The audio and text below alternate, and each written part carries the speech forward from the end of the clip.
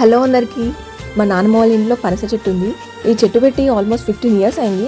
చెట్టు పెట్టాక 13 ఇయర్స్ పట్టింది కాయలు రావడం. ఈ ఫ్రూట్లో చాలా హెల్త్ బెనిఫిట్స్ ఉన్నాయని ముందు తెలియదు.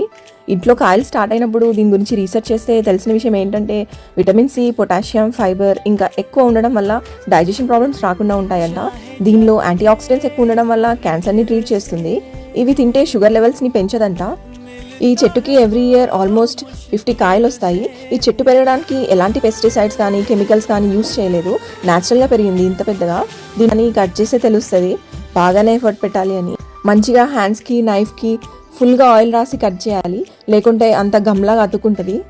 నిన్న రెయిన్కి 2 కాయలు కింద పడ్డాయి. మెత్తగా ఉందని కట్ చేస్తే లోపల మొత్తం కచ్చానే ఉండే. ఇక దీంతో బిర్యానీ ఇంకా కర్రీస్ కూడా చేసుకోవచ్చు. సో ఈరోజు మా ఫుడ్ మెన్యూ తెలిసిపోయింది అనుకుంటా. ఇంకేముంది, పనస బిర్యానీ సూపర్ ఉంటుంది. చికెన్ బిర్యానీ స్టైల్లో చేస్తే సేమ్ నాన్ వెజ్ ఫీల్ వస్తుంది.